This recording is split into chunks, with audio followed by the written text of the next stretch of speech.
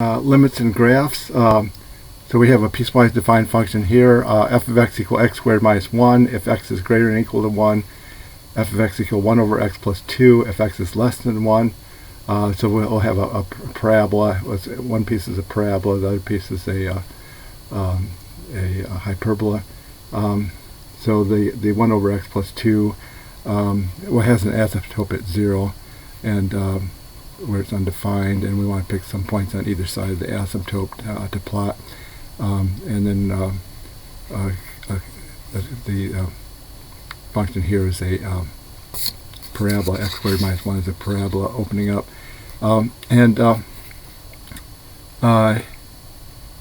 The hyperbola at x equal 1, that's on the boundary between the hyperbola and the parabola.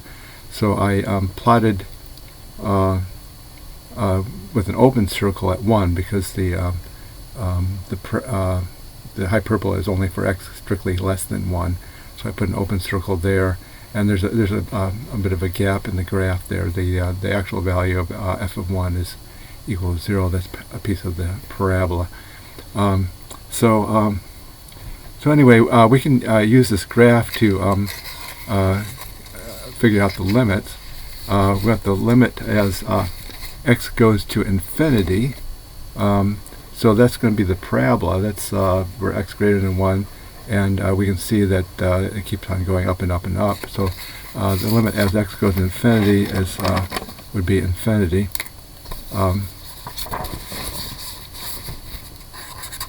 And then want the limit as x goes to minus infinity. And here we have a horizontal asymptote here at for the hyperbola, and as x goes to minus infinity, you can also see it from the formula. This piece goes to 0, and the value function will get closer and closer to 2. So the limit as x goes to minus infinity is equal to 2. X goes to 1 from the right. Limit as x goes to 1 from the right. That's traveling along the parabola. We're approaching from the right side, and that's going to actually equal to the value of the function, which is 0. So the limit as x goes to 1 from the right is 0. And as x goes to 1 from the left, that's the hyperbola. Now this formula, we're approaching from below, and it looks like it's getting closer and closer to 3. Actually, if you plug in 1 into the formula here, it'll get 1 over 1 plus 2, which is 3. So the limit as x goes to 1 from the left is 3. Limit as x goes to 1 does not exist because the two one-sided limits don't agree. So you have this one does not exist. DNE is the standard abbreviation for does not exist. Limit as x goes to 0 from the positive side. As x goes to 0 from the positive side, it's going to plus infinity. So you have 1 over a small positive number, and from the graph we can see it's going up. So it's going to infinity. Limit as x goes to 0 from the negative side, and from the graph we can see it's going down to infinity. Also, if you put in 0 minus here, 1 divided by a small negative number, it's going to be minus infinity. Limit as x goes to 0, the two-sided limit does not exist because the two one-sided limits do not agree. Limit as x goes to 2, so that's the a parabola piece. So as x goes to 2, here's 2 here, it's going to go to get closer and closer to 3. It's 2 squared minus 4 is minus 1 is 3. 2 squared is 4, minus 1 is 3. So that's equal to 3. It's continuous at that point, so it's equal to the function value at that point. Limit as x goes to minus 1. Limit as x, let's see if I can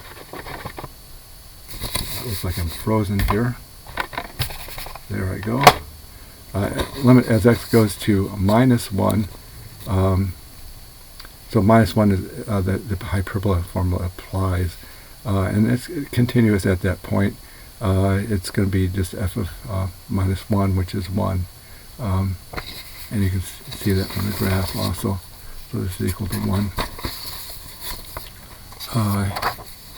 Okay, another function, f of x equals sine x. We can use the unit circle to get some of the function values and then plot them. And it's a wave type pattern. It repeats every 2 pi. This is a continuous function again. I'll say more about what it means to be continuous a little bit later. But basically, you can draw the graph without lifting your pen from the paper. Okay, so the limit as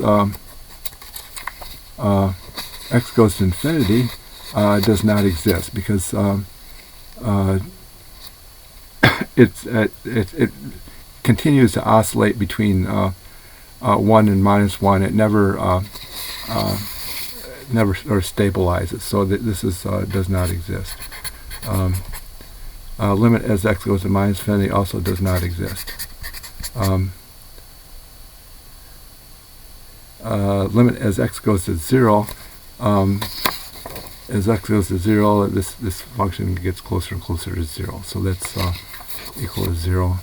Limit as x goes to pi over 2. As x approaches pi over 2, the function value approaches 1. So that's equal to 1. Again, it's a continuous function, so the value at a particular value is just f of that number. Okay, another example, the tangent function. Again, we can use the unit circle to plot some points. Tangent function is undefined at odd multiples of pi over 2, and it has some vertical asymptotes at that point. Limit as x goes to infinity does not exist. This is a periodic function, so it never approaches any given number. So these are both do not exist. Limit as x goes to 0, it's continuous at that point. That's just going to be f of 0, which is 0. And limit as x goes to pi over 4, that's again, that's a continuous function. That's just f of pi over 4, which is 1.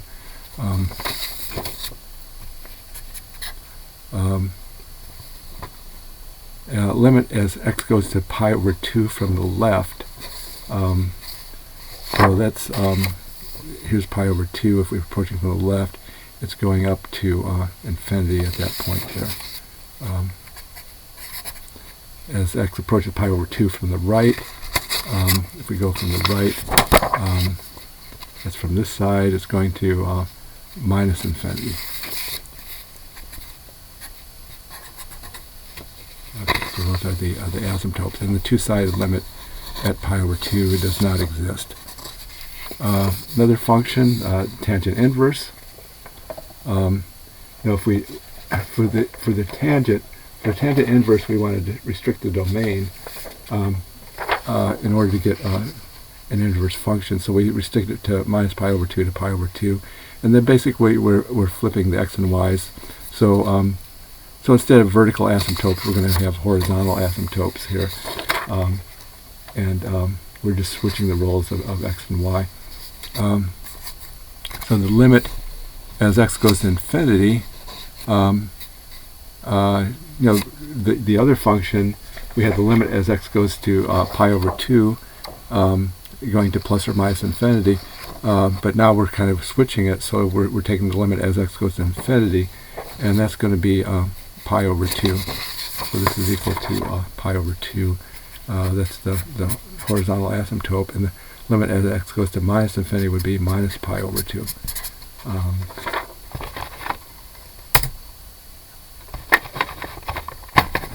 keep looks like I'm freezing. Limit as x goes to 0. That would be just equal to 0. Limit as x goes to 0 is f of 0, which is 0. It's the continuous at that point. And the limit as x goes to 1, again, it's continuous at that point there. It's just equal to f of 1, which would be pi over 4. Okay, here's an exercise. Sketch a graph of a function satisfying the given conditions.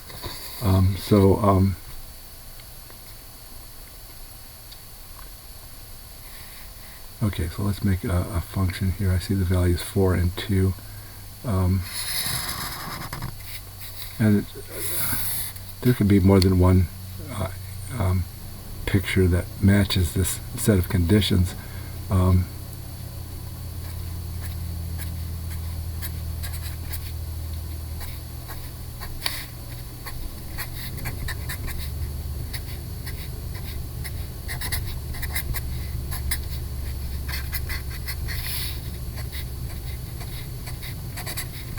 Okay, so limit as x goes to minus infinity equals 4. So we're going to have a horizontal asymptote at 4 as x goes to minus infinity. Limit as x goes to positive infinity is 2. So we'll have a horizontal asymptote on the positive side at 2. Limit as x goes to 3, we have a vertical asymptote there. And then, so if we approach 3 from the left, it goes to minus infinity.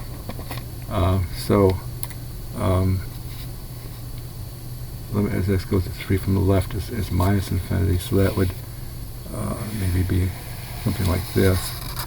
And if we push from the right, that goes to positive infinity, so maybe something like this for the other piece. And the pictures can vary a little bit, but this would be probably the simplest, most straightforward picture that matches those conditions. And that concludes this presentation.